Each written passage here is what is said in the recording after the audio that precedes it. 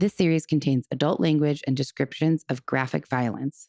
Listener discretion is advised.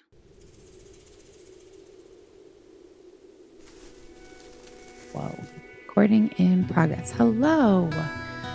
Hello, and welcome to Death by Southwest. This is episode 93, and it's Tuesday, guys. I know that there was no bonus episode out yesterday. Truthfully, I felt like shit. I'm sorry. I did. I felt nauseous and crappy.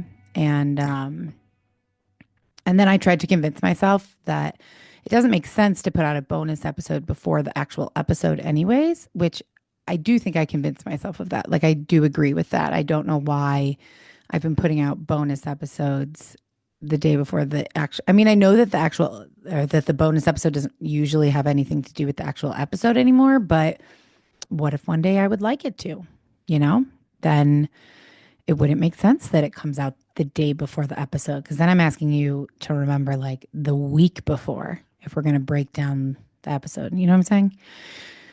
I think you guys are all incredibly intelligent people, so I believe you do know what I'm saying. So all of that is to say that bonus episodes will be coming out on Wednesdays. Now, you know that I like to just switch things up to keep everybody on their toes. I wish I could show you the cat right now. It's like I put on these headphones and whip out the microphone, and Cat thinks it is party time. I'm gonna. There we go. Took some pictures that I'll post, or I'll try to remember to post. I'm fidgeting with my hair a lot because I have it in stupid pigtails right now because it's dirty. And I love you, but I wasn't going to wash it just to get on Zoom and record an episode. And also, I've destroyed it. With the blonde, from going from black to blonde, I feel like it's barely hanging on by a string.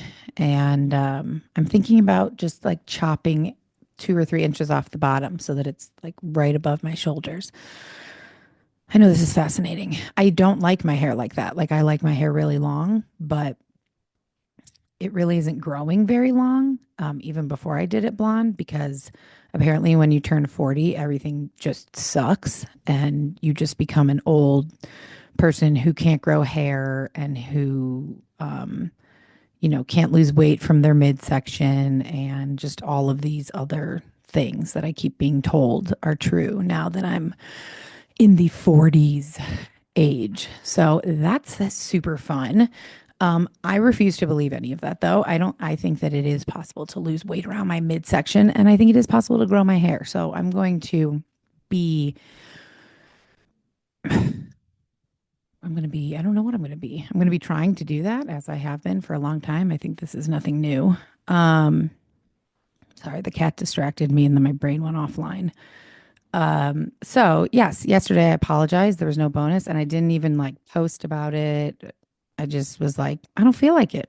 I don't feel like opening my phone. I don't feel like saying anything to anybody. So I'm just not doing it. And that's what happened. And there will be a bonus episode tomorrow, though. I have it all ready to go. And I had a bunch of things I wanted to chit chat about. Well, a handful. But now that I'm sitting here, I'm like, you know what? Let's keep it. Let's stick to what I said I was going to do and what I've been trying to do forever, which is Tuesdays are not for talking about anything but murder and true crime. So I will save all of these little notes and thoughts that I have written down for tomorrow's bonus episode. And that way, if you hate when I do that, gosh, the camera's so close when I film these. But far away, like, how am I supposed to read if it's all the way back there? I have to keep it close. Before we jump in, I just want to say thank you. I know I said it on, I think I said it on Patreon, but thank you to Zeka and Micah and Natalie and Laura, who all got on our VIP Patreon. Now I can't say it. Oh my God. Do I have to start this whole recording over? I'm not going to. Why can't I say it now? Patreon. There we go. Zoom cocktail hour on Friday. We had a very lovely time. Really enjoyed getting to know all of you guys better and hearing about your lives. And I thoroughly, thoroughly enjoyed it. So thank you. I had a lot of fun. I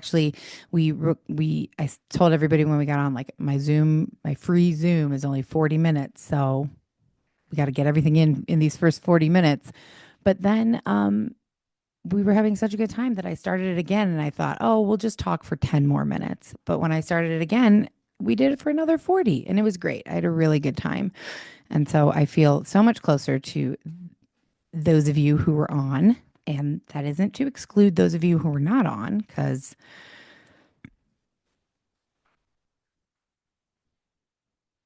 I just had a little hiccup in the microphone. Excuse me. Um, I'm a hot mess today, and I literally never use the phrase hot mess, but I am. I'm wearing a gigantic sweatshirt for those of you who aren't watching this. I look like not great, not great, but you know what? We all have those days. So this is realistic. My hair is thinning and terrible. Nothing felt comfortable today except for this giant sweatshirt. And my brain is not working in a very coherent and linear fashion right now. But I do have a really good story. So don't let this intro fool you or throw you off. I promise I'm going to pull it together for the actual storytelling, which we're going to get into in just a moment. I just wanted to say thank you to the patrons who were there. Really enjoyed it. I hope that other people will want to do it. And look, if people don't want to join Patreon, but really want to do, like, that's something that would be exciting for you, which feels like a very weird thing to say. And I'll talk about that more tomorrow on tomorrow's bonus episode. Like, yeah, I'm going to save that for that. But if it is something that anyone else would be interested in doing, but you're like, I can't afford Patreon, which I can't fault you for. I understand money troubles, certainly. So maybe we can do, like, once in a long while, do one for everyone. Although I do feel like I really appreciate my patrons for being patrons, for, like, they know a lot about me. I share a lot. There is no filter on Patreon. So I don't know where I'm going with this or what road I'm going down. It's a road that I'm going to turn around from and reel it back in and just focus right into our episode today. You know what? No, I'm not. I have to lean away from the camera and microphone when I take a sip of water, because still that comment of, like, mouth smacking mouth sounds still stands out to me. And I don't want to listen to that either. So, like, I can't fault that person. And I guess I'm so comfortable in front of the microphone that, like, all the sounds come out and I don't try to hide those or filter them, which is pretty rude. But I am trying now. I'm trying now to be a little more professional on the microphone. And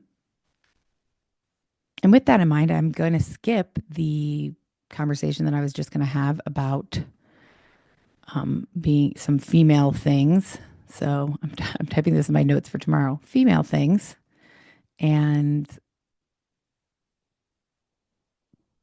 I guess that's it. Okay. Let's begin our story today. So, our story today takes place in Texas, and I have a little intro. I got away from these, but I think it's a good hook. So, a dark, empty church, a masked figure dressed in police SWAT gear, casually strolling through the halls, smashing windows, and a woman completely unaware that she's walking straight into her own murder. This is the story of Missy Bevers, a case filled with eerie surveillance footage, cryptic clues, and a suspect that to this day has never been found. So yes, guys, this is an unsolved one. Putting that right here at the top. And I did look at various videos when researching this about this case, and I heard Beavers and Bevers. It's Bevers. And I never want to mispronounce anyone's name, let alone someone who a victim. But I I want to say Bevers, but I heard Beavers more. I'm going to try to avoid saying the last name as much as possible, basically. But just wanted to let you know that. So, okay, our story date, like I said, takes place in Texas, mostly in Midlothian, Texas, which I just love the sound of that. It's about 25 miles southwest of downtown Dallas. The city experienced significant growth between 2000 and 2010 with a 121% increase to a population of 18,000. That's quite a bit.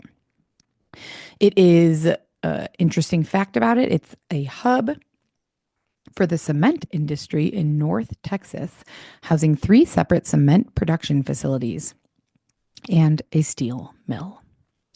And then Red Oak is where our main person and family live in Red Oak, Texas. So Red Oak is it's a neighboring to Midlothian. It's situated along the northern edge of Ellis County, about 18 miles south of downtown Dallas. So Midlothian is southwest of Dallas. Red Oak is south of Dallas. They're neighboring cities and they're within the Dallas Fort Worth metroplex, which is a word that I remember discussing from like one of the first like 5 episodes, I think. We are nearing episode 100, guys.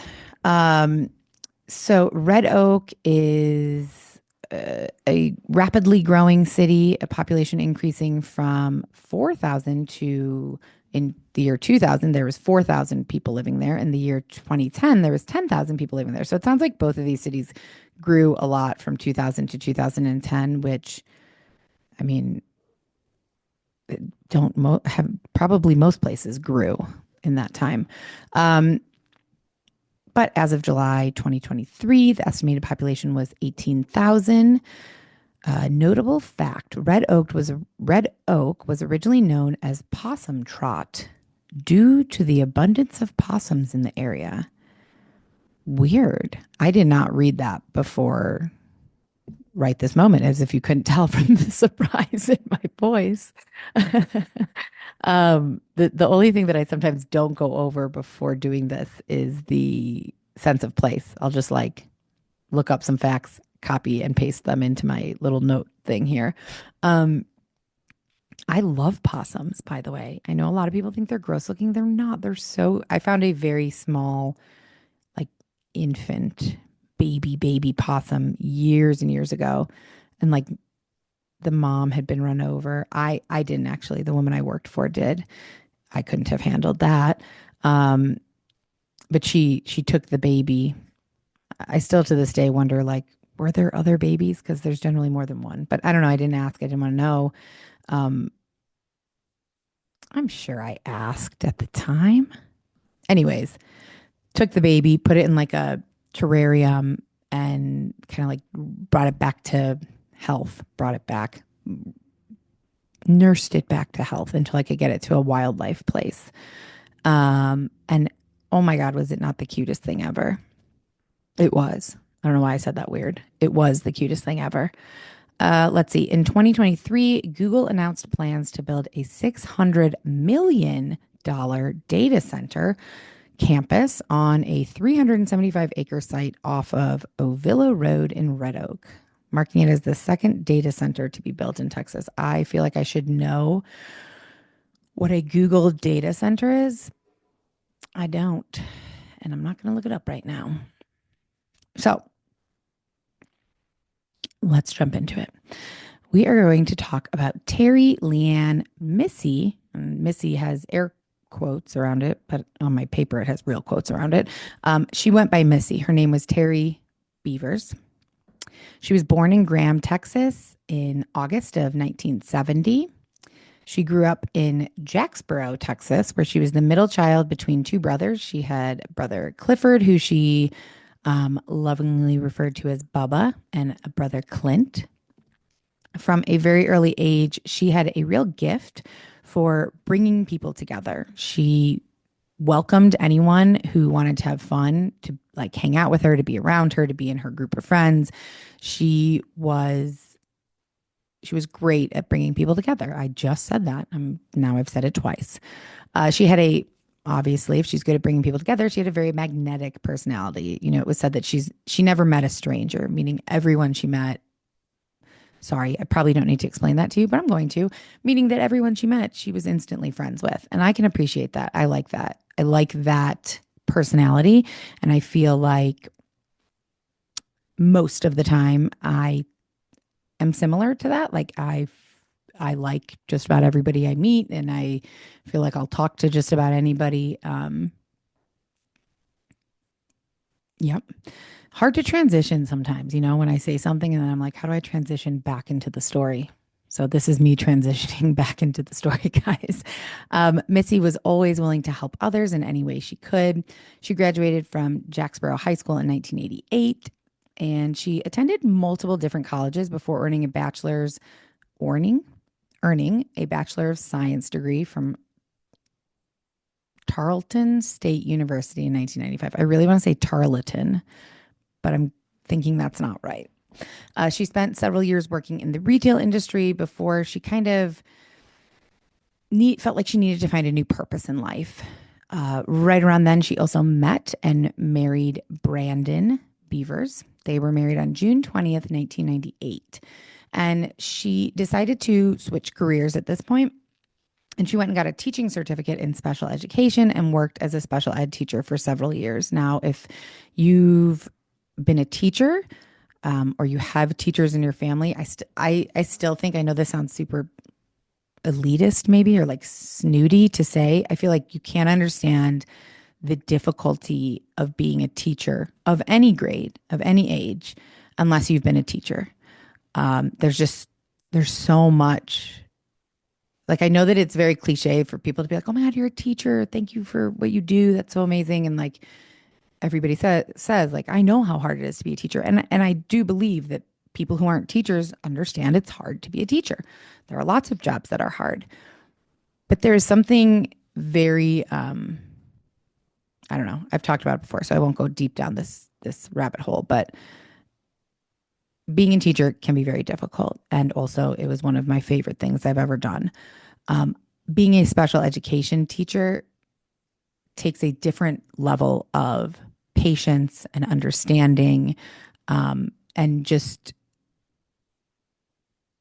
kindness, I think. So I think that just knowing she was a special education teacher, it's like, oh, I know who this woman is, and she's wonderful. Um, After the birth of her first daughter, Hannah, in 2001, she decided to stay at home and become a stay at home mom, and then welcomed two more daughters, Allie in 2003 and Sarah in 2007. And she loved being a mom. She embraced it. She never felt like unfulfilled or bored. She just adored being a mom and being at home with her girls. And so they lived in Red Oak.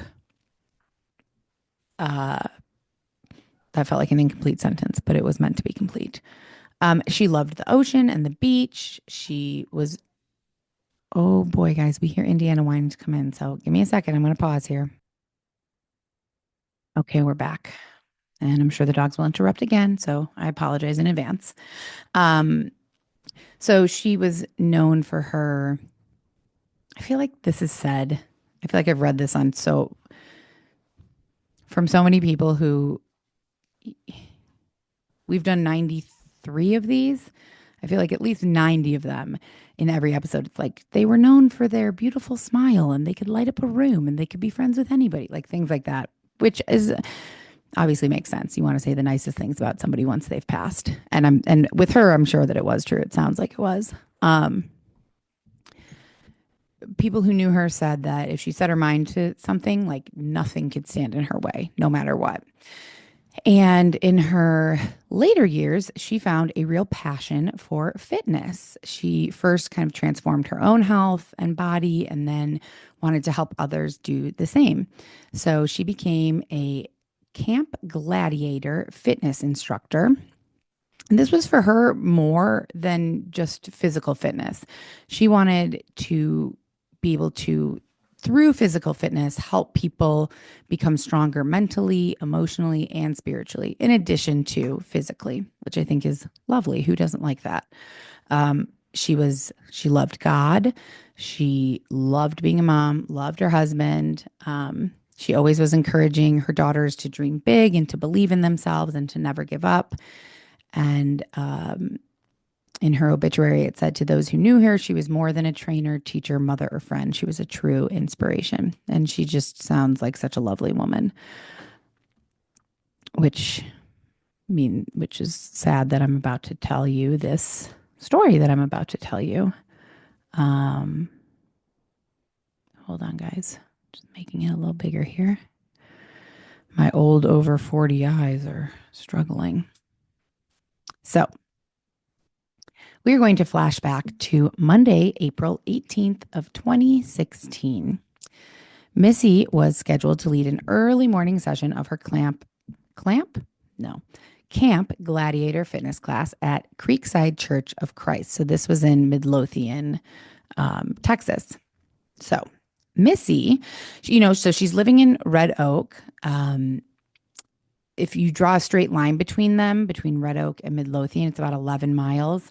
But depending on your specific starting and ending point, anywhere from 16, 17, 18 miles. It took about 20 to 25 minutes by car. So Missy's fitness class started at 5 a.m., but she had to get there early to set up. She always liked to be there at least like 30, 45 minutes early. Plus she had a 25-minute drive. So, she's waking up early. She's waking up at like 3:30, if not earlier. But she loved doing this, so that was not a problem for her. So she arrived at the church, Creekside Church of Christ, in Midlothian at 4:18 a.m. And even though her class started at 5, her students would usually arrive anytime between 4:35 and 5 a.m. So she had, 15, 20 minutes until she could expect some students to start kind of trailing in. Now, it was a terrible rainstorm the night before, and still this morning, there was a lot of rain happening in Midlothian. And so usually the class was held in the church's parking lot, but she put up a Facebook message the night before explaining to her students that even if the rain didn't clear up, that they would be doing class inside. So class would go on even with the rain. So the morning of April 18th, about 4:18 in the morning, she starts walking into the church. It's still raining outside. And when she gets in, she is confronted by something that she never expected. Within minutes of walking into the church, she is brutally ambushed. Shortly before 5 a.m., Missy's students begin arriving at Creekside Church. They're all dressed in their workout gear. They're ready for their boot camp class. It's still dark out, but they are excited. Like the students, Missy had the ability, like her enthusiasm and passion for this was contagious, and it encouraged and inspired people to be excited. Most people aren't that excited to go do like a boot camp at 5 a.m., but these people were because of Missy. So they're in their workout clothes. They're really excited, and they're expecting to walk in to the church and see their always peppy fitness instructor. But instead, they walk in and are absolutely distraught to find Missy not setting up for class, but laying on the floor surrounded by blood and broken glass. And no one wants to touch her, of course, but from what they can see, it looks like she's not breathing. They aren't sure, but they immediately call 911. And within about 10 minutes, police and people from the fire department, firemen, firewomen, fire people, arrived at the church within about 10 minutes. So it was a pretty quick response, and paramedics as well. And unfortunately, the paramedics pretty quickly confirmed what the students feared, that Missy was in fact dead. And aside from the horrific grief that the students pretty immediately, and the entire town eventually felt, there was also a real creeping fear because there hadn't been a murder in Midlothian for almost a decade at this point. Murders were kind of seen as being part of, like, Dallas, Fort Worth, Houston, Austin, like the bigger cities, not Midlothian. But apparently murders do happen in Midlothian because police were certain that this was not like she fell and hit her head and accidentally died. This was pretty much looked at as a murder almost immediately. They had to wait for the autopsy for the official cause of death. But initially, it appeared that Missy had died from puncture wounds to her head and chest, which for some reason that is way more disturbing to me than, look, if this is your friend or family member, mother, wife, it doesn't matter. It's all extremely disturbing. And it is. I know I'm being too woke right now, but puncture wounds just really, ugh, like that really gets me more than if it was like stab wounds or gunshot wounds. I don't know why. But yes, puncture wounds to her head and chest. Her injuries were so severe that initially investigators were kind of confused. They didn't understand what had caused these injuries. They were thinking maybe a screwdriver, an ice pick, but there was nothing around. There was no weapon around that they could find. So, of course, they immediately begin searching the church for any signs of who could have done this, if this person is still around. Entire building was searched. No one was found. The broken glass is a weird fact that was never really answered. I never really found an answer to. And I watched several documentary, podcast, etc., video clips on this, and of course fell deep into a Reddit hole on this one. And it was something that was never really answered. Like, there was a lot of broken glass around her, but why? Like, where did it come from? Now, in a minute, I'll explain that there was broken glass.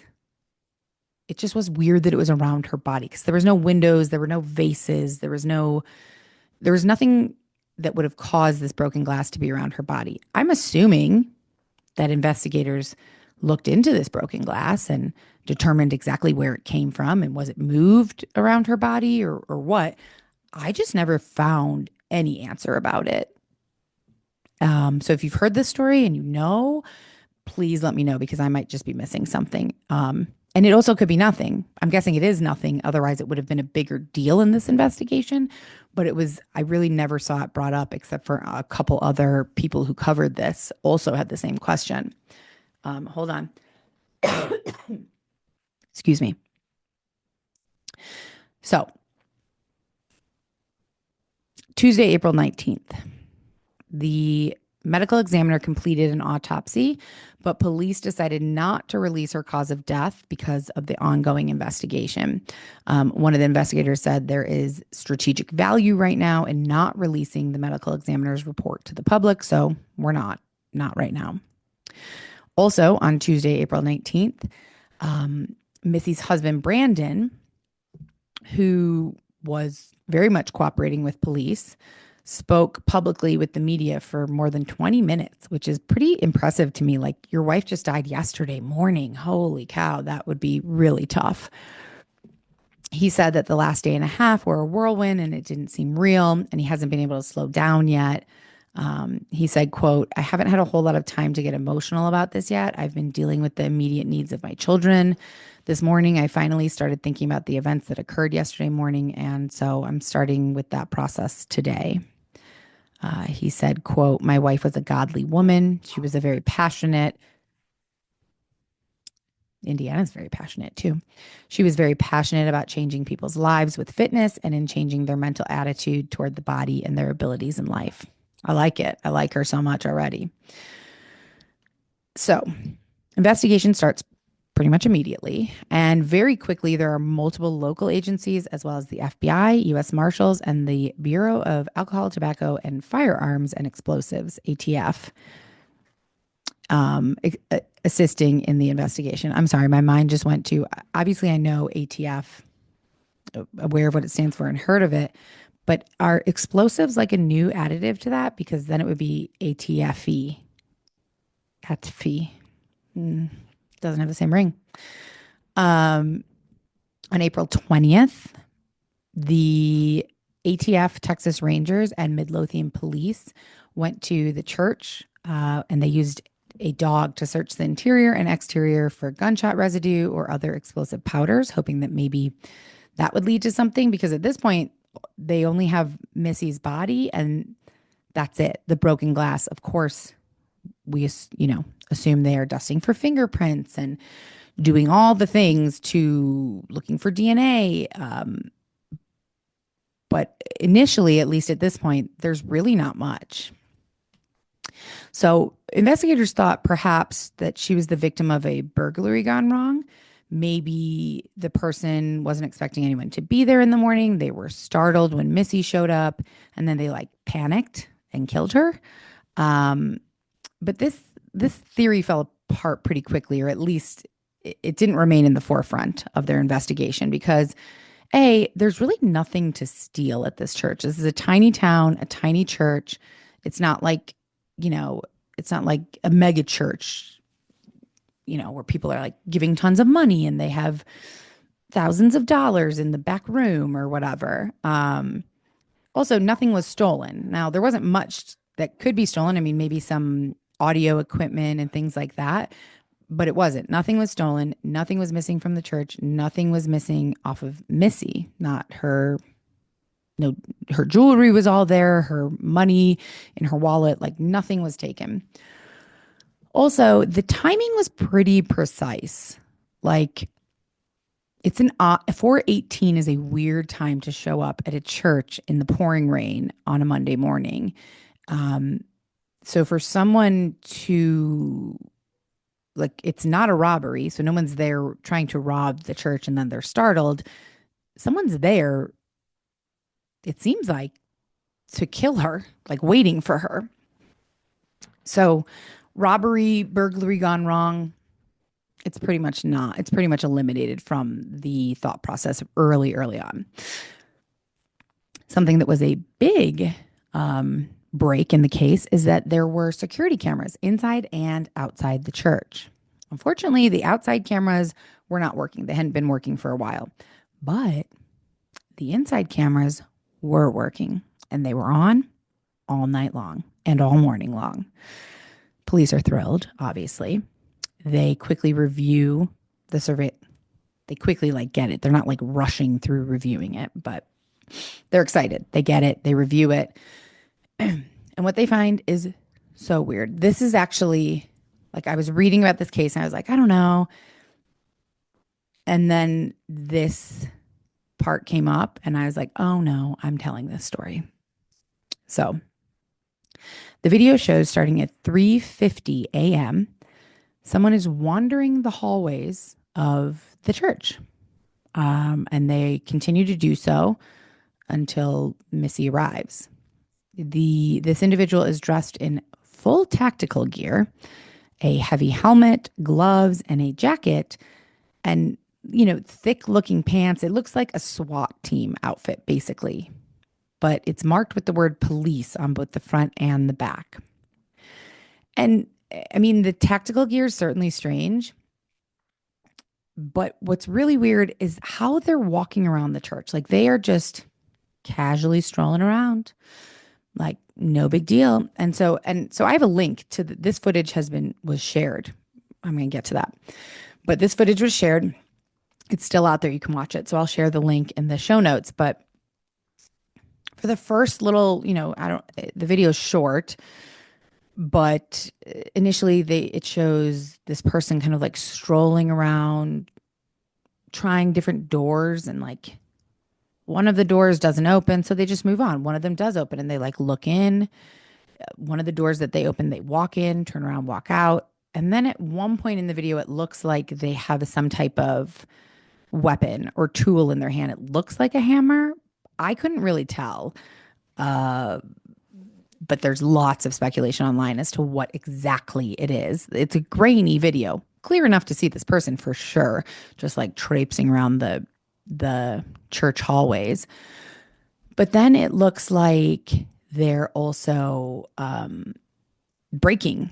Like when they can't get into a door, they break the window. But then they just kind of like walk away. It's not like they break the window and then go in and you see them coming out with like bags of stuff. You know, it just feels really arbitrary, really random.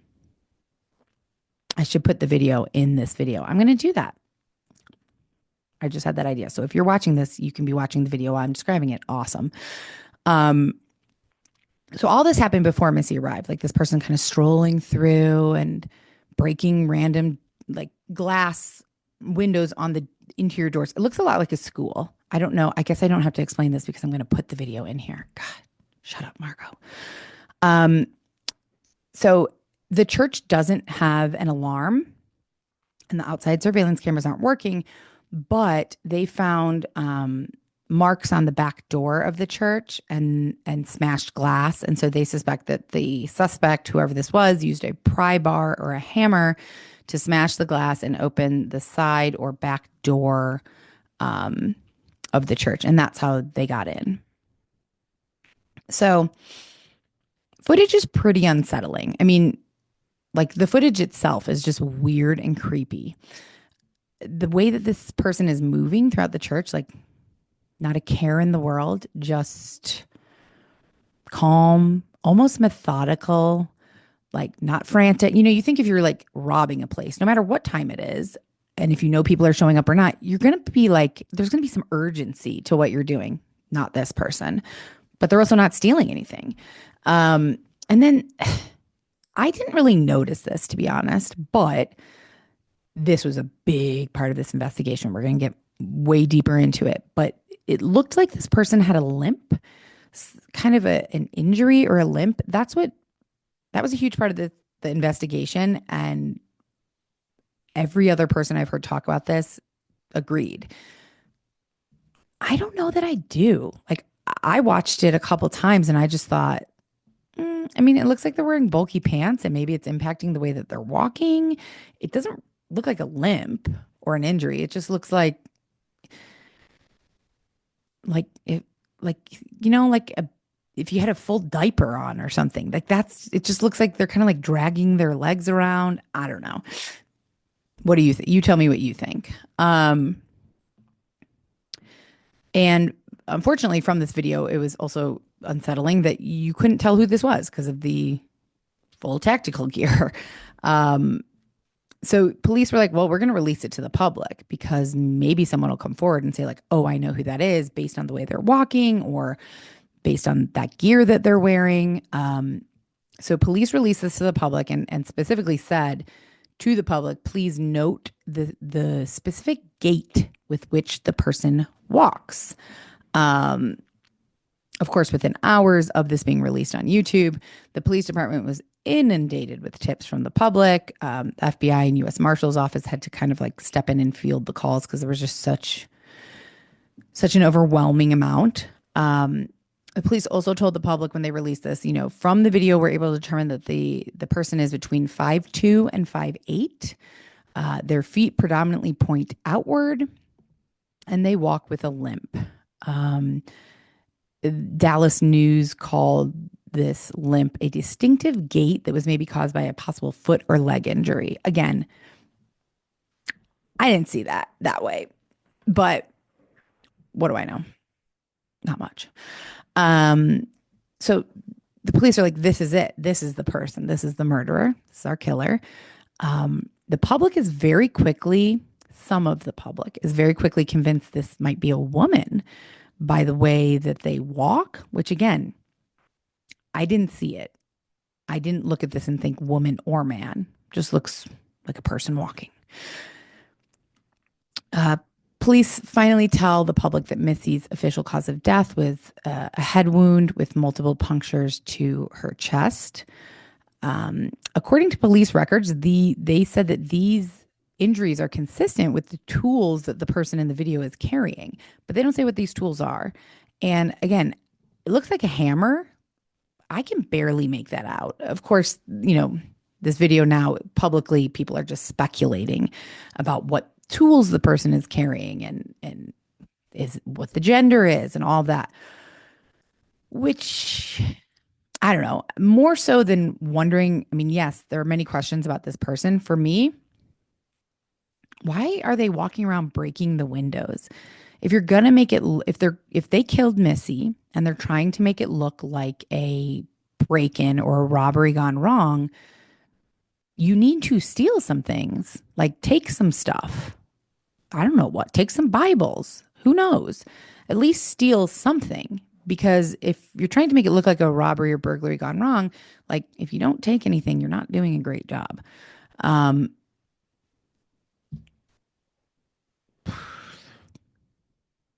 it's just feels very peculiar.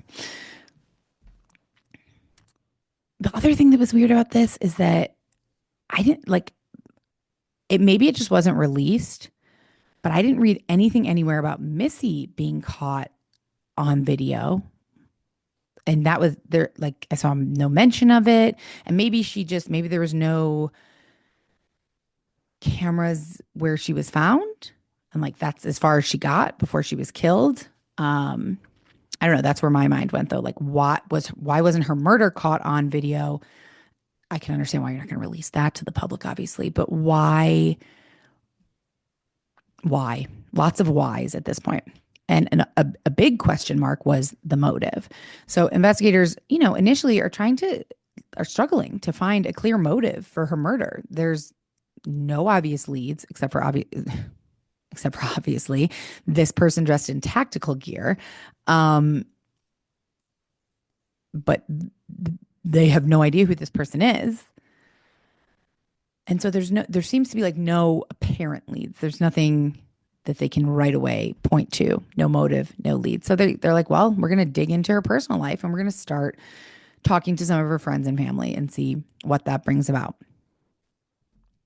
One person that they talked to pretty early on was Mark Garcia. He was a workout buddy of Terry. Sorry, I have her in here as Terry sometimes, but Missy's.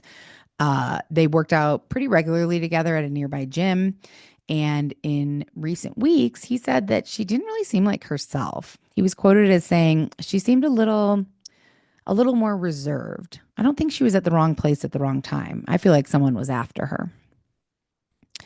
And Mark wasn't the only one who was concerned. Missy's husband, Brandon, he had repeatedly expressed his concern to her and to their family members, his mom, her, parents and stuff like that, that it made him nervous that she was driving so early in the morning on the dark roads and then showing up to like a building that no one was at, kind of in the middle of the night, and being just alone out there. And he thought that was potentially dangerous. Missy told him he was being overly cautious, that it was no big deal, and that she had nothing to worry about, which very unfortunately was incorrect.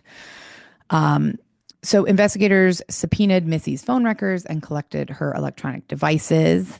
Her mobile phone was not password protected, so they were in there pretty quickly and reviewing text messages, phone calls, emails, any other data.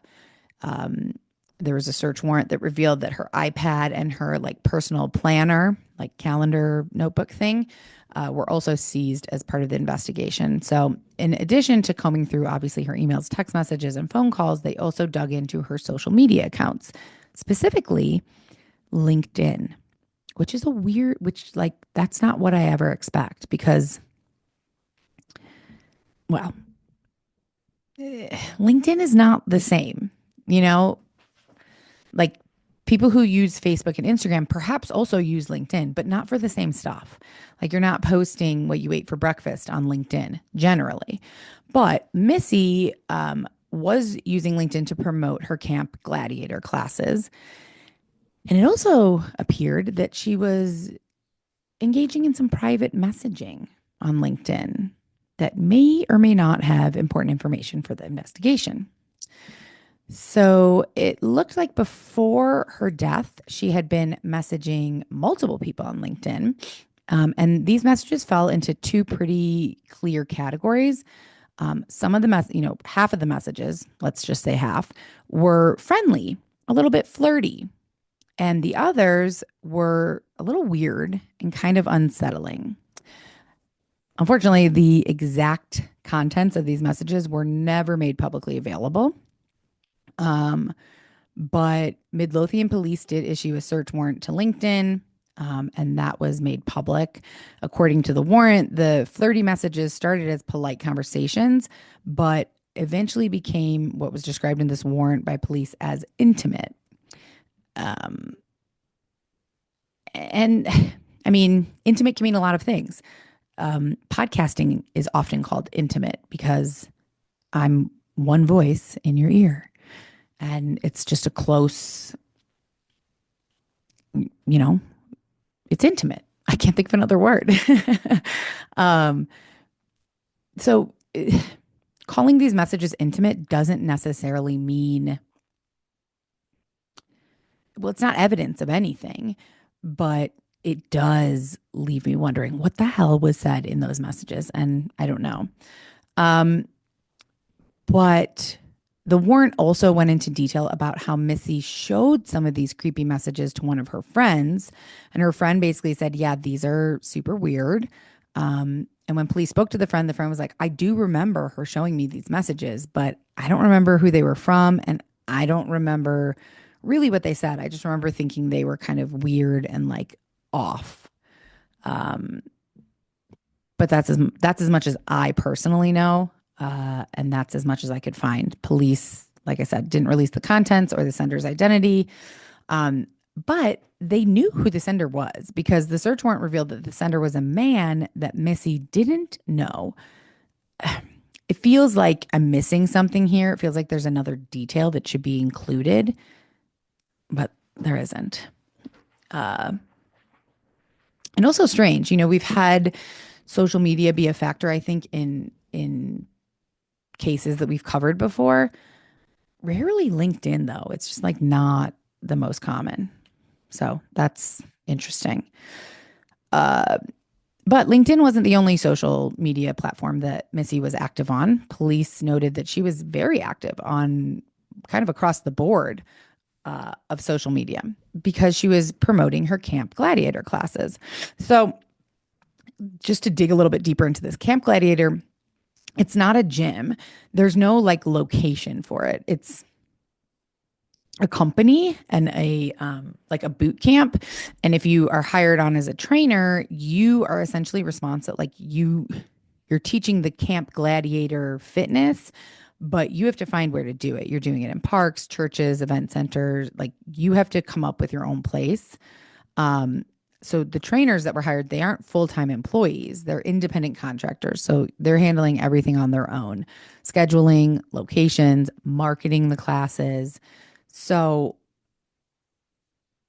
if you are kind of your own business and you're your own marketing team and all of that, there's two things that really kind of add up to success. Well, I'm sure a lot of things that add up to success, but visibility and self-promotion are really important. So like Missy had to be putting herself out there. She had to be approachable and friendly and draw people in, which she was naturally good at. So this was a good fit for her. But she also had to keep up with her online engagement, like social media. It's it's a blessing and a curse to have social media because it's a great way for people to market themselves without having to pay someone else to do it. But it's a lot of work and you have to be consistent, which she was. She was good at it. So, because she was her brand, basically, she was required to share a lot of details about herself and her classes, specifically, including times and locations across all public platforms, which means that if I'm looking to kill Missy, that makes it pretty easy because I know where she is and when a lot of the time because she's posting it online, which is why I'm a big, well, this is not why, but I am a big proponent of like Do not share your location with anything on your phone, any apps, anything. Maybe share it with like your best friend in case you get kidnapped. They'll know where you are. Like my location, the only person I share my location with is Jackie because if I get taken, she'll hopefully be able to find me. Hopefully, I won't get taken though. So anyone could find where Missy was most of the time. And if we will recall, remember the night before she was killed, she posted on Facebook reminding everyone that, like, even though it's raining, we're still going to do class. We're just going to do it inside the church. So lots of people, I mean, that was public. Lots of people, basically anyone could have found out where she was that morning. So investigators are of course following up on the leads with LinkedIn, but that's really like as far as public information goes, we don't know what's happening with that at this point. They're also continuing to follow up with people closest to Missy, her friends, her family. And one of those people that they started with was, as we know, almost always they start with the spouse. So they immediately started looking at Missy's husband, Brandon. Brandon was devastated, but he is doing his best to keep it together for their 3 daughters. And when police spoke with him, he said that he was out of town in Mississippi on a fishing trip when she was killed. Brandon worked in sporting goods, some type of sporting goods sales. So he traveled, he went on different kind of sporting trips for his job. So police had to verify this, of course, but for now they took him at face value. Others, of course, you know, this case is immediately thrust into the public realm pretty quickly because of the video that they post like within the first week of her being killed. So people are involved. The public is involved in this, and the public isn't so sure that Brandon is not involved. There were a lot of theories floating around that the trip was just a cover up for her murder. Police aren't going there yet. And when they asked Brandon, do you know anyone who might want to harm Missy? He said no. Like he couldn't literally think of one person who possibly could have any reason to target her, let alone murder her. He did say that he was always uneasy about her early morning classes, being alone in the dark, empty building, wasn't safe. And he said that, you know, he thought he got through to her a little bit because she did carry a gun in her car, and police did find that gun. It was registered in her name in her car, I think in the glove compartment.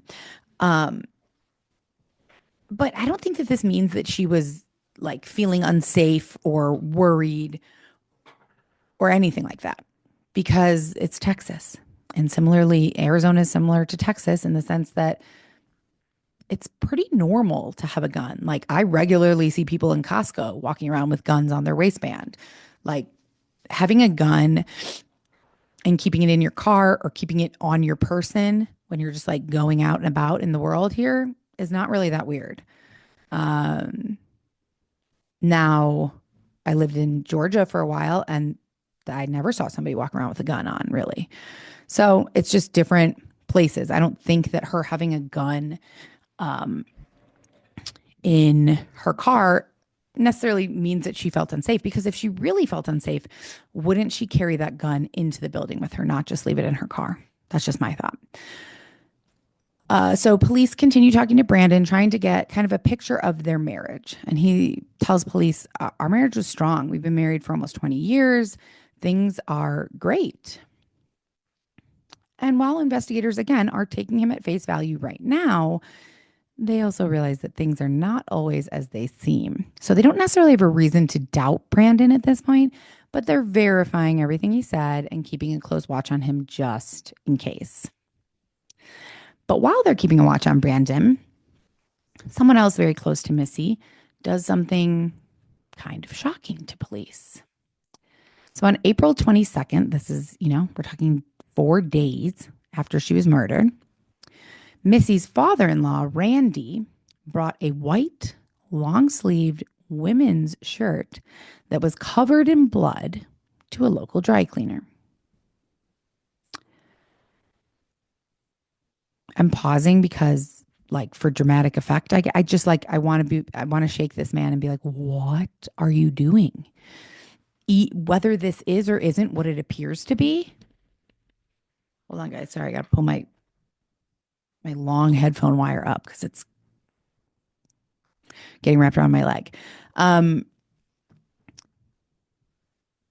Either this is what it seems to be, and it's like Missy's blood, and you killed her, and like, what are you doing? This is a really weird way to come clean about it, or it's not, and it's unrelated. But like, hold off, dude. Throw the shirt away. Buy a new one. Like, what are you doing? It just seems really odd to me. Um, so Randy told the employee that the blood was because he was breaking up a dog fight. But the employee was like, I'm not so sure about that. Like, it's a very small town. He knew what was going on. He knew about Missy's murder. Everybody knew about Missy's murder, and he knew who Randy was. Like, he knew that they were related. So this is not like some random guy coming in with a bloody shirt who probably has nothing to do with Missy. No, this is her father-in-law. So the employee was like, this doesn't feel right, and contacted the police. So the police obtained a search warrant for the dry cleaners. And according to the warrant, the shirt, once they were able to obtain the shirt, it was partially cleaned off before it was even brought into the cleaners. Uh, and so investigators, of course, want to talk to Randy. And as they're, I don't know if they've talked to him, if they bring him in, and this is when they notice, but they notice something strange about Randy. I'm assuming when they brought him in for questioning. When he walked, his arms swung in kind of a similar manner, and both him and a similar manner to the person in that video in the SWAT in the tactical gear, and him, both Randy and the person in that video walked with their toes slightly outward. Wow, this speculation is immediately like wildfire spreading through Midlothian and surrounding areas. And people are convinced that this is not a coincidence, that this must be Missy's killer. Randy is sticking to his story that he told police. He was in California when Missy was murdered. But whether that's true or not, it didn't matter. Like, the public was sold on him as the murderer. So rumors are like spreading. You know, it's a small town. Rumors are spreading fast. And the public is just, there is a heavy suspicion lingering around Brandon and Randy. So the like walking thing, you know, in the court of public opinion, so to speak, this is enough to like put Randy away. And he's, you know, he's insisting the blood on the shirt is from a dog fight. The public did not believe this. But Brandon's sister, Randy's daughter, Christy, backed the story up and said the dogfight happened at her house. It was completely legitimate. And as soon as the dry cleaners search warrant, like the search warrant for the dry cleaners became public on the 27th, so about 5 days later, Brandon, Randy, the whole family went to the media and addressed the media, wanting to clear the air. Brandon said the warrant is a non-issue. We want to get ahead of these rumors. We don't want this to spiral further out of control. But, you know, when the internet or the public, you know, grasps onto something and like believes, you know how it goes. I don't need to explain this, and I'm not doing a good job anyways. It spread. It was not a good situation for Randy and Brandon, which I know I just laughed, but in reality, how awful. Like, you just lost your wife, your daughter-in-law. And, you know, Brandon had to know police were going to look at him because that's just what happens.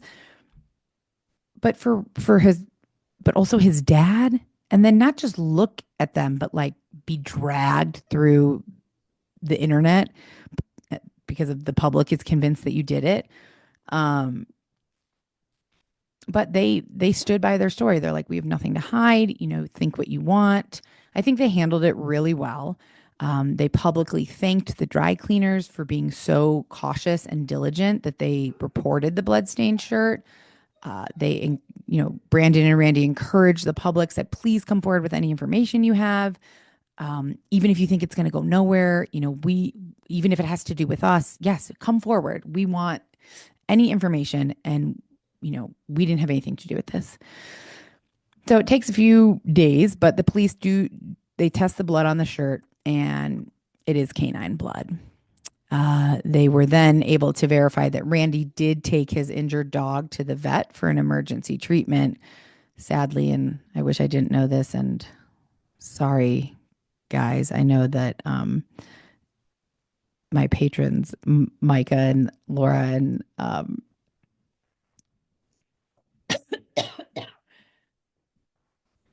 sorry guys, and Natalie, um, were saying that, like, I always talk about my issue with animals, dead animals, sad animal stories. Like, I really can't handle it, but then I share them on here and make you guys hear it. And that's so true. And I feel so bad. Like the Roadrunner, it's terrible. It really upset me. Why did I then pass on that upsetness to you? It's so rude of me. So I apologize. I'm going to say it anyways, though, because I have it in my notes. So I'm going to. But the dog did later pass away, unfortunately, from his injuries. So even after they confirmed that the blood was canine and they confirmed that Randy took the dog to the vet, and it all seemed to check out. It was pretty obvious that Randy was telling the truth. It was confirmed that he was in California. Um, Police decided to just dig a little bit deeper into the in-laws. And I read that and I was like, really? I feel like you could be spending your time looking for someone who's more likely the murderer than the in-laws. But I'm not a police investigator. So police are now getting frustrated. There's a dead end with Randy, a dead end with Brandon. They don't know who the person is in this video. There's seemingly no evidence left behind at the church. They don't even specifically, well, at least as far as I know, they don't know specifically what the murder weapon was, but they could have just not released that. So they're frustrated. They're like, what? Where are we going with this? And then a few days later, cell phone records from both Missy and Brandon come back, like detailed cell phone records. And these reveal some new details and they cast a little bit of a different light on Brandon and Missy's marriage. So initially, Brandon told police that him and Missy were in a great place. Like they were strong, everything was good, no real issues. But when they got into Missy's messages and they were reading her existing and deleted messages, they discovered a slightly different reality. Text messages revealed that the couple was struggling pretty significantly with financial problems and that they were also struggling with issues of infidelity, which now presents itself as a possible motive. So they had this new information. They obtained another search warrant for Missy's cell carrier because they wanted more details about her digital interactions.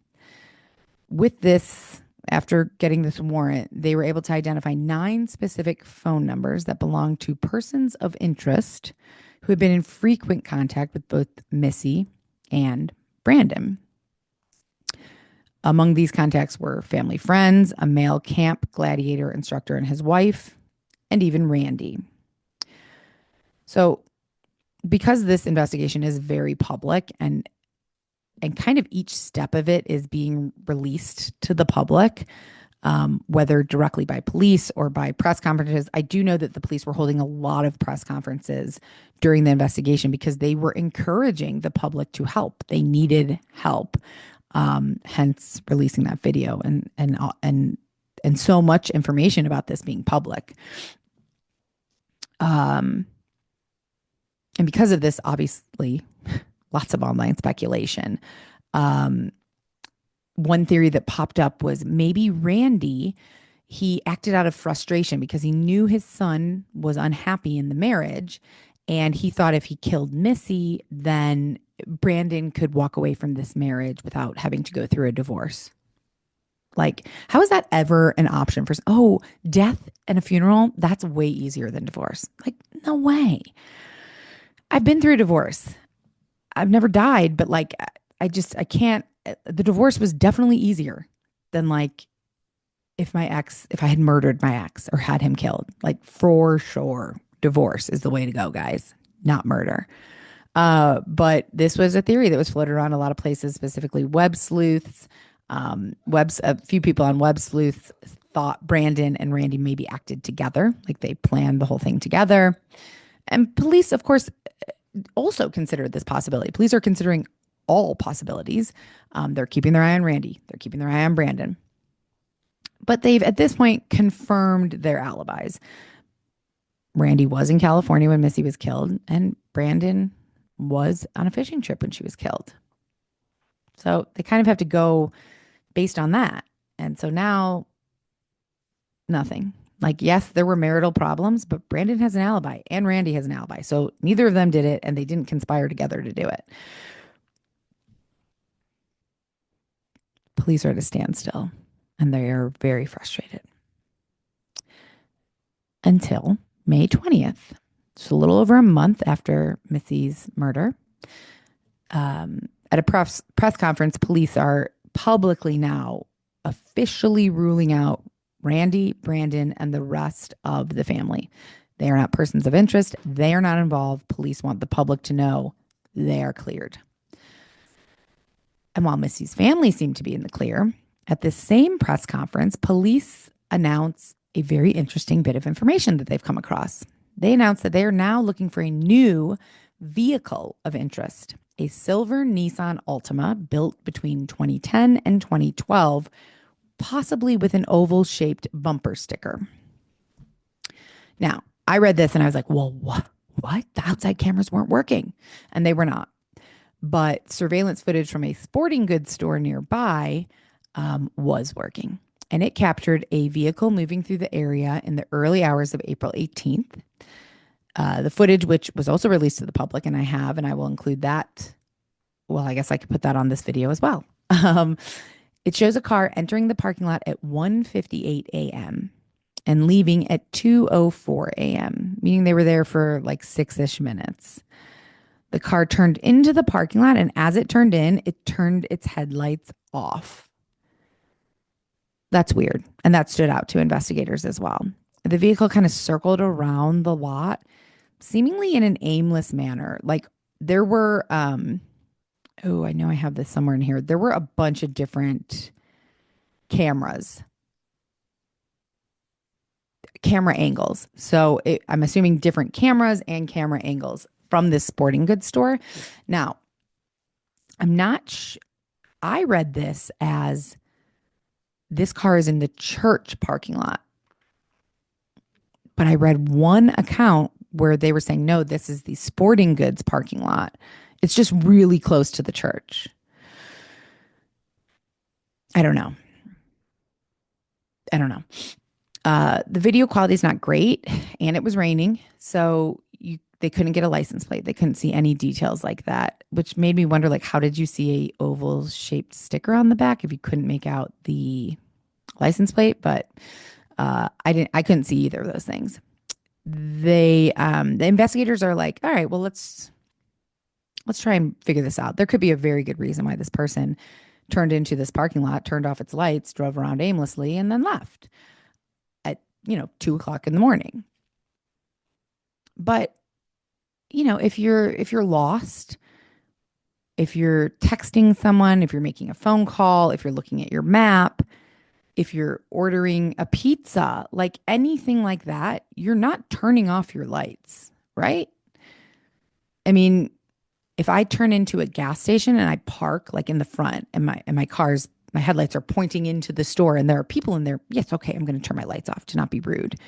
But if I pull into an abandoned, empty parking lot, I'm leaving my lights on so that like people know I'm there, right? I don't know. It seems like a very weird thing to do. But the police, it's so innocuous. It's like, this could be something or this could be nothing. So they couldn't officially label this person as a suspect, but they did say how, it's unusual actions and movement. And they said, given the close proximity to the crime scene and the time frame, you know, maybe this driver saw something that was important, even if they didn't realize it at the time. They could have seen something, they could have heard something like that they didn't even know. So police are desperate to find this person because they think that while this person might not be a suspect, they might have pertinent information. I read some of the comments on the YouTube video, which I thought were pretty interesting. People are so observant, much, much more observant than I read some of these comments. I'm like, oh, you deserve a true crime podcast. You should have one. So this person said at 59 seconds, when the car is under the streetlight, there appears to be two people in the front of the car. Again, at 3 minutes and 14 seconds, when the car is directly under a streetlight, there appears to be two people. This is right as the car is pulling up to park for 3 minutes. This makes me think that the occupants could be checking out the car park before pulling up to have some fun. Also curious as to why we don't see the footage of the car entering the parking lot from the same camera as it leaves at 6 minutes and 50 seconds. The camera and lighting are clear. As you can see the text written on the curb, we only see the car pulling out of the car park. This angle, perhaps the footage might hold a partial plate. I'm assuming it doesn't, or police probably would have seen that. And then this is a different comment from a different person, which I agree. I didn't think this as eloquently, but I thought this. This person says, what makes this the most strange is that the driver hasn't come forward unless they're keeping it private unless the police are keeping it private due to an ongoing investigation. But if a video of you driving suspiciously through a lot is floating around a murder case and you had nothing to do with it, why not come forward? If maybe you were out of town and lost, then a quick call to the police department would easily clear this up. This person says, I think the car is key. Missy's case is stuck with me, hoping they get it solved. And I really agree with this. Like if I see my car on the news, like we're dying to talk to this driver in relation to a murder case, I'm marching myself into the police station. Like take my fingerprints, take my statement, go check out my car. I didn't do any, like, as long as I didn't do anything, immediately. And this was everywhere. This video was it was on YouTube, it was on the news, it was everywhere. So I agree. There's no reason for this person to not come forward unless they're hiding something, which makes it more annoying that even after receiving over 1,000 tips, no credible information emerged regarding this suspicious vehicle. Even with the FBI assistance, this is what initially seemed like a pretty straightforward case. Like this person was murdered. We're going to be able to figure it out. There's surveillance cameras, no problem. So it seemed like open shut. We're gonna get this person, and very quickly it turned pretty cold. Months went by, no major breakthroughs, no information. And the case seemed to kind of be slipping further and further into cold case territory until late 2016, when a name kept surfacing in police tips. So the tip line, this name kept popping up. And this name would, at least for a while, change the direction of the investigation. And the name was Bobby. And Bobby was a former police officer. So in December 2016, police obtained a search warrant for Bobby's home. And while the details of this warrant were initially sealed, a public records request later revealed what investigators were looking into. So some guy put in a FOIA request, I think, and then released it to the public. And so Bobby had served as a tactical officer in nearby Lancaster, Texas. And he did tell police, because police fined him and talked to him. He told police, yeah, I still own some of my tactical gear. And yeah, it's similar to what was seen in that church footage, but it doesn't fit me anymore. It was also revealed that Bobby was on the police radar much, much earlier than previously known. He had even voluntarily interviewed with investigators in early May, when Randy was like under suspicion for the bloody shirt. So police already talked to Bobby, but that just wasn't public knowledge. So after getting all these tips about him, they wanted to talk to him again. And there were several reasons. Obviously, the tactical gear was kind of weird. Um, he attended services at Creekside Church of Christ, the same church where Missy was killed. So he's familiar with the building. He also worked as a licensed security guard, um, doing all different kinds of events. And he was a security guard at Missy's very publicized funeral, which, as we've seen in many of these cases, weirdly, I hate it, but we like, ugh, like you kill somebody and then you go to their funeral because you want to, I mean, lots of different reasons, but none of them are good reasons. Um, so yeah, okay, weird. The weirdest thing was that he had a very distinctive limp. It very closely resembled kind of the walk of the person in that surveillance footage. So police couldn't actually tell the difference. They couldn't tell if it was the same or if it was a different limp. So they consulted a forensic podiatrist to analyze his walk against the walk that was seen in the video. And then another detail surfaced that there was a second vehicle of interest. A dark SUV was seen leaving the church parking lot around 4:30 a.m. on the morning of the murder. And at the time of the murder, Bobby owned a dark brown 2014 Honda CRV. So that matched that vehicle. It wasn't necessarily the exact vehicle, but it's a dark SUV. And furthermore, this wasn't Bobby's first encounter with law enforcement. A 1996 article from the Waxahachie Daily Light revealed that Bobby had been suspended from his police job after being charged with aggravated sexual assault. Now, it has never been confirmed or denied that Missy was sexually assaulted before or after her murder. So we don't know. So all of this, I mean, none of this was definitive, let's be honest, but they didn't have anything else at this point. So right now they have someone who owns tactical gear, police officer, former police officer, has a dark colored SUV, has a distinctive limp, was at Missy's funeral, goes to the same church as her. Like, this is all not looking great for Bobby.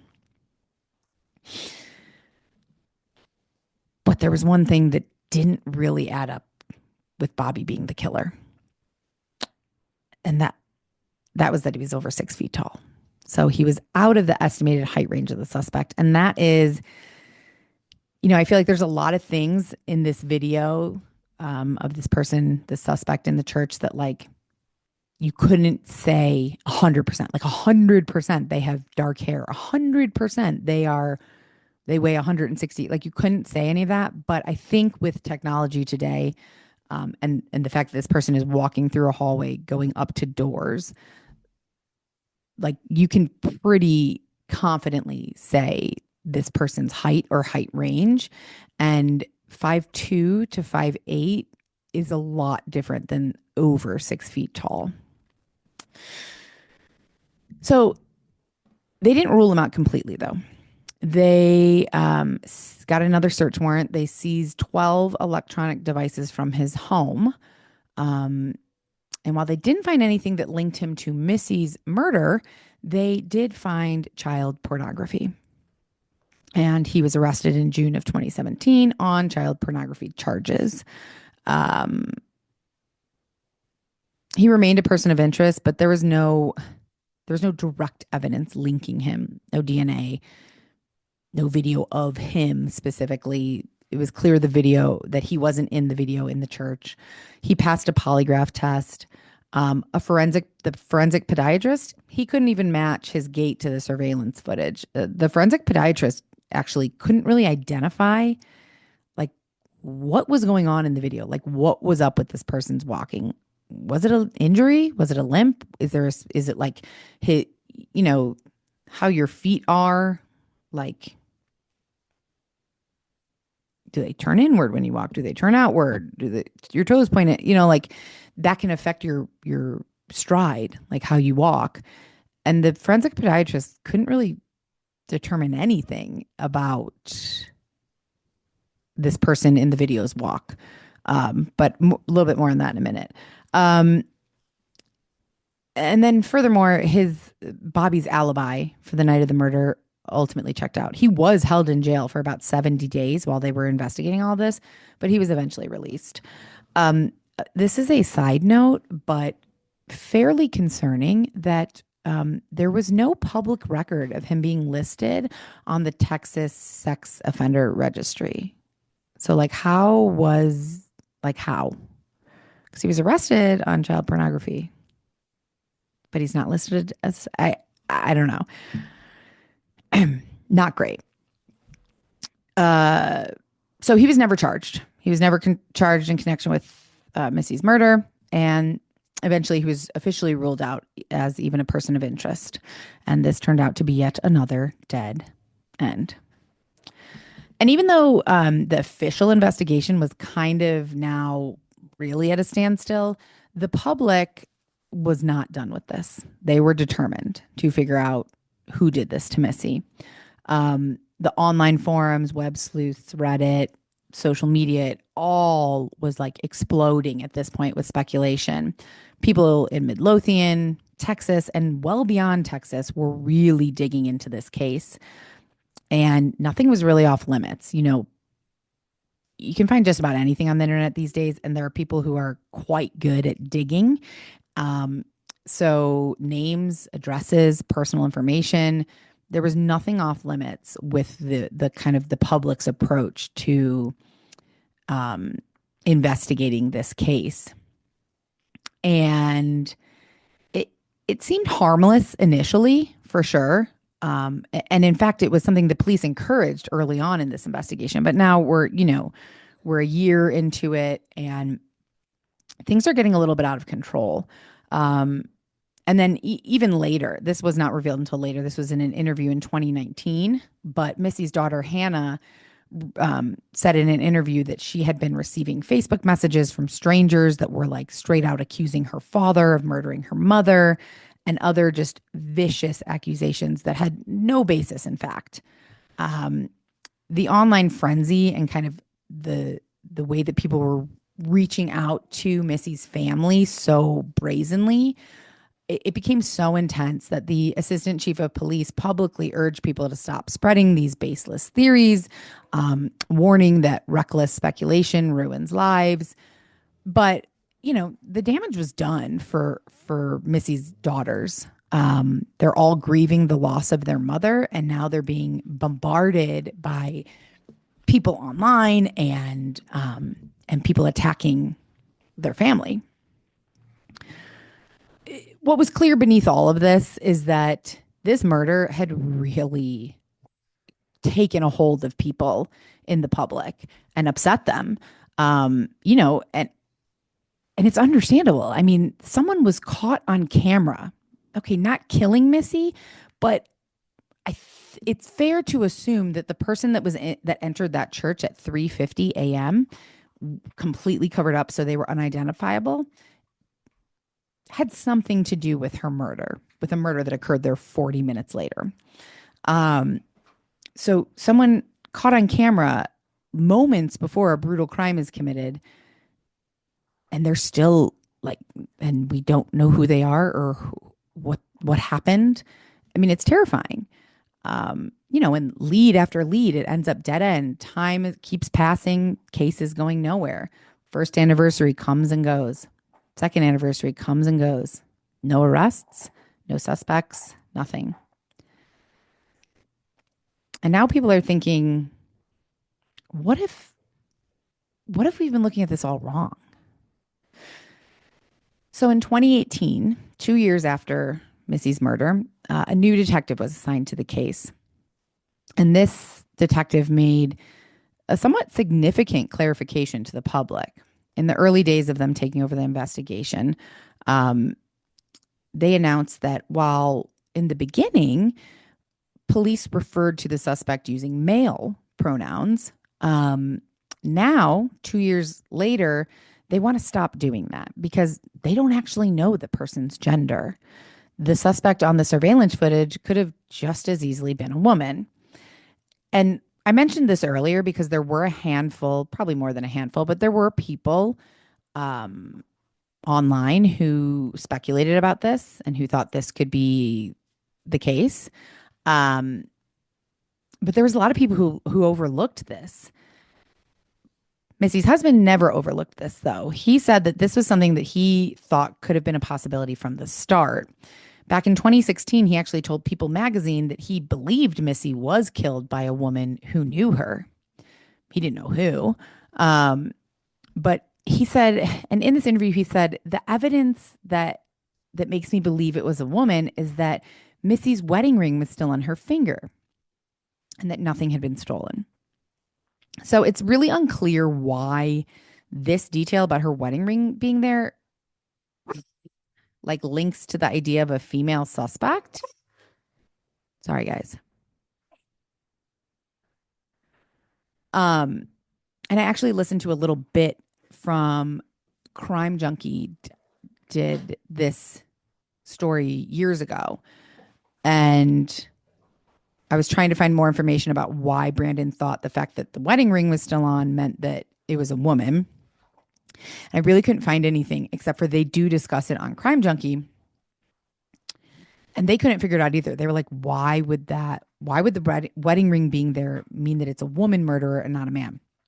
So the only thing I thought is that if it was a man who was like in love with her, um, maybe he would have taken the wedding ring and thrown it away or something like that because it reminded him that I'm piecing this together in my mind as I go. I had thought about this before, but like it he felt like he didn't want to be reminded that she was married to somebody else. But if it's a woman and it's not a lover's situation not a robbery situation, then and it's just a crime of passion, but not jealousy or love. Yeah, I don't know. None of that really works, I guess. I don't know. I would love to hear your thoughts. Like, why would Brandon say, I've always thought it was a woman because her wedding ring was left on? I'd love to hear your thoughts on that. Um, and so man, woman, whoever, it it at this point, pretty much everyone agreed it didn't seem like a random act of violence. It was a crime of passion. Um, if she had walked in on a burglary, the person could have knocked her out, could have beat her up a little bit, and then left. But she had these like multiple puncture wounds, which it's a crime of passion. Suggests an angry murder, like rage. And you usually don't feel that type of rage towards someone that you don't know or have some type of personal interaction with. It also wasn't like a calculated execution style killing, which often feels unemotional.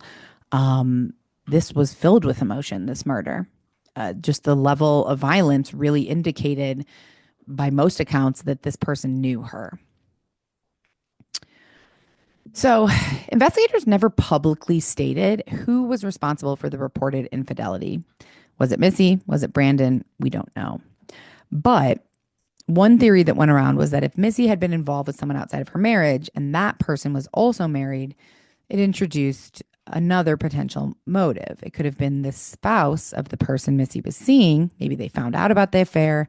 They blamed her. They were jealous, resentful, and possibly even murderous. So it's no secret that crimes fueled by jealousy are very common. We've had many of them. And murders fueled by emotion. Jealousy, certainly, but it's not always jealousy. But it's often jealousy. I'm sorry, I was just running through like, well, I don't want you, if you're not going to be with me, I don't want you to be with anybody else. That's a form of jealousy, I think. Uh, the height range of the suspect really kind of propelled these theories that it was a jealous, angry woman. Because the height range is the exact height range for the average American woman, which makes sense. Most women I know are between 5'2" and 5'8". I'm 5'3". I think Jenna's 5'9". So she's outside the norm. She couldn't be the murderer. Um, so that height was troubling for people. People really wanted to believe that it was a woman based on the height. Uh, and the unusual gait. And what I just realized is I can't put the video inside this video because I can't download it from YouTube. So I'll just again have to include the link. Sorry about that.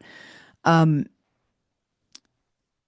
the limp, a lot of people started to say like it's not consistent throughout the whole video. Again, I don't really see a limp. So you really have to go watch this video because maybe I'm missing something, but I don't think they're limping.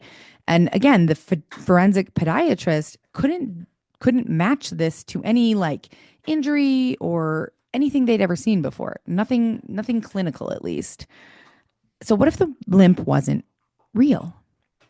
What if the person in the video was kind of walking weird so that you couldn't identify them? Now, I don't think that's it because I watched them and it looks like they just have kind of a weird walk. And it looks consistent to me. So I don't know. I'm going to watch it again after this. I suggest you watch it. I would love to hear your thoughts. But if it was a fake limp, and I'm saying limp with air quotes because, again, I didn't say a limp, it could have been like an on purpose attempt to mislead investigators and throw off their true identity, throw them off from their true identity. If that's true, then this person is extremely calculated and police have spent 2 years looking for someone with a limp when they should have been looking for someone who could impersonate a limp.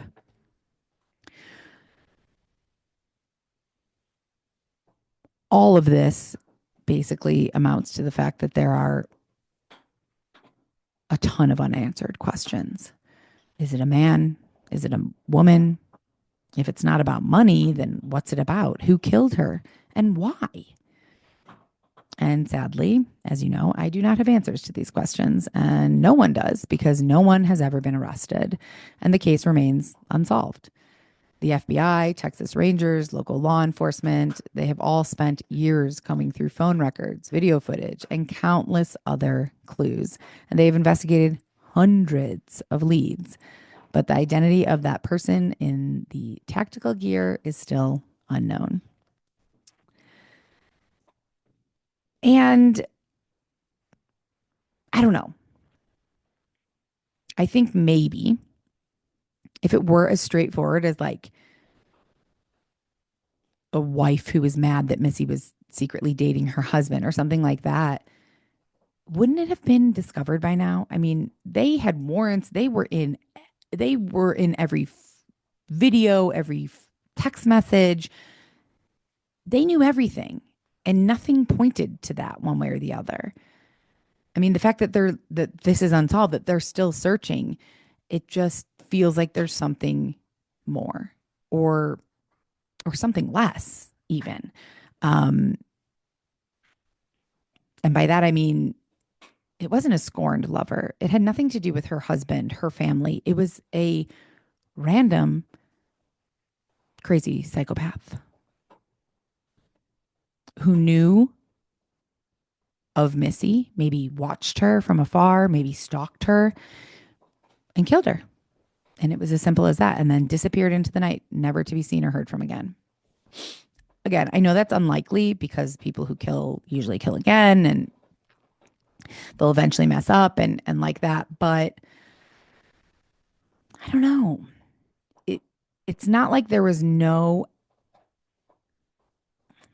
I guess evidence is not the right word, but it's not like they had nothing to go on. Like Brandon cooperated. Missy's whole family cooperated. They were in every email, social media, text message, cell phone carrier. They saw everything.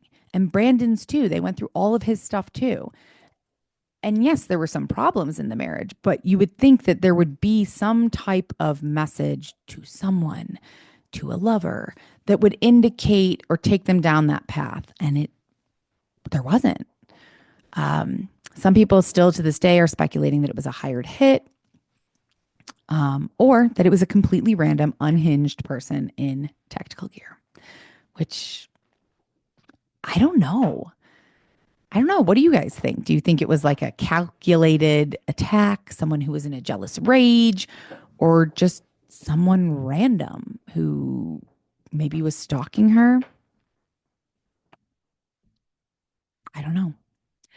I don't know. This one is gonna get me because I really did think it was gonna go like 8 different ways as I was researching, and then it didn't.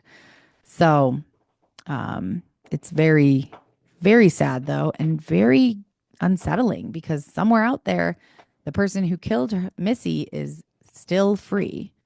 And after nearly 9 years here, Missy's murder remains one of the most bizarre and haunting unsolved cases in Texas history. So if you have any information that could help bring Missy's killer to justice, you can contact Midlothian Crime Stoppers at 972-937-7297 or Midlothian Tip Line at 972-775-7624. And I, of course, would love to hear your thoughts on this case. And hopefully I did it justice telling this story. I think that especially for these cases that are unsolved, there you can't have too many podcasts covering them. Sometimes doing the cases that are solved, it does feel, I don't know, we've talked about like, are we sensationalizing these murders? How did the family feel? And then I think about how I would feel. I feel shitty doing this. I guess not shitty enough that I've stopped, but for these unsolved ones, I would imagine, at least I do think, like if one of my loved ones were killed, I would absolutely want as many podcasts, as many datelines. Sorry, guys, that's Indiana. To cover this because you never know. Someone might listen, someone might hear it, it might trigger something in somebody's memory. I don't know. But my thoughts and prayers go out to Missy's family. And I hope that this person is brought to justice one day. And I want to thank you guys for listening. Love you. I obviously have to go because Indiana is going to, I mean, she's going to lose her mind. I don't know. I think it's dinner time, so she's hungry. So I'm going to go feed the dogs. But thank you guys for listening. There will be a new crime story tomorrow, a mini crime story. Takes place in Michigan, so it's not Southwest. We're going to call it Midwest, Death by Midwest. And that's it. I have to go before Indiana's head explodes everywhere. Thank you guys for listening. If you have a moment and you think about it, please leave a review on Apple. It really, really does help. You can now leave a comment on Spotify. And that's it. Indiana, you want to say hi? Indiana, you want to say hi? Here. Oh, my goodness. Oh, my goodness. Okay, guys, I'm going to go feed them. I hope you are having a beautiful Tuesday. I love you all. Thank you so much for sticking with me on this true crime and just like true life journey that I'm on here on Death by Southwest. And I'll talk to you guys soon. Bye. Death by Southwest is hosted by Jenna Schneider and Margot Carmichael. Executive produced by Margot Carmichael. Produced by Jenna Schneider. Audio editing and sound design by Margot Carmichael. Music by Soundstripe. And a special thanks to Edward R. Murrow for letting us borrow his famous sign-off phrase, "Good night and good luck."